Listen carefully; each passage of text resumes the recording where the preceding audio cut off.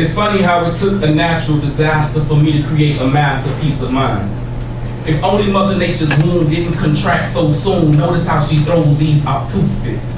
She doesn't kill by chance, but she destroys at will. It was a Tuesday afternoon, January 12th, 2010, the day the earth shook still, and I can still feel the rumble beneath my feet.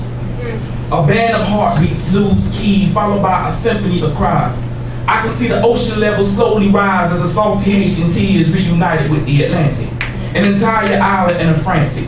Family trees abruptly interrupted by the destruction of our mother, as if the island wasn't impoverished enough.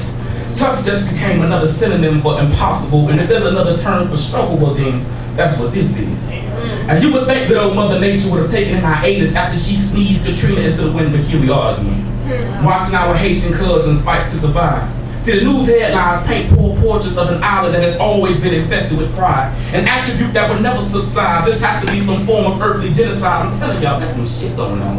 Because between the tsunamis, wildfires, hurricanes, and now an earthquake that quaked the hearts of the entire globe, it's their own hands they hold because they lost their loved ones 4 months ago. And a Haitian woman walked up to me and told me that there can't be a God. And I told her if there is a God, this is out of his jurisdiction because this is a man's world under a woman's supervision. I'm telling you, Mother Nature can be so ridiculous.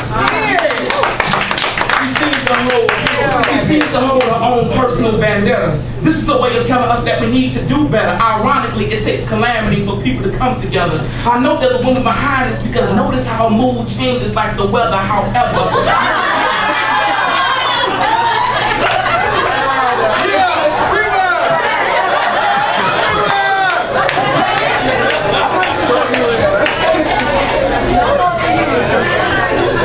See, I know there's a woman behind this because notice how her mood changes like the weather. However, I can hear Mother Nature's stomach growling, and this time my appetite was ferocious. She attempted to swallow an entire island under the Atlantic Ocean. I mean, my word, where they do that at? Not saying that anything could have prevented this tragedy, but hey, it's been crying. Her wounded womb would only take so much pressure before she bled into the sea for the whole world to see the scrutiny that follows her unsung legacy. Turn your TVs on and just look at the lines that are miles long. Haitians are becoming a milestone. People are still trying to phone home because they have not lost their faith in their God, but even this is above Jesus' pray grade. Because even on that day, the son was perplexed as to what to do next, whether to die or resurrect. And the same way they label the black Americans in New Orleans refugees, I just can't wait to see what they're going to call these Haitians across seas, especially when they haven't eaten in weeks, and you have no choice but to resort back to your animalistic nature of survival. See, it's a tough pill to swallow when everyone around you becomes a rival, so what are they to do?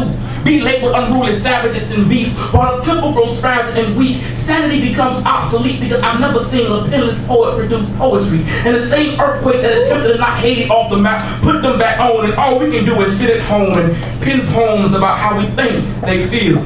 Tell me, where were you that Tuesday afternoon, January 12th, 2010, the day the earth shook still? Feel me?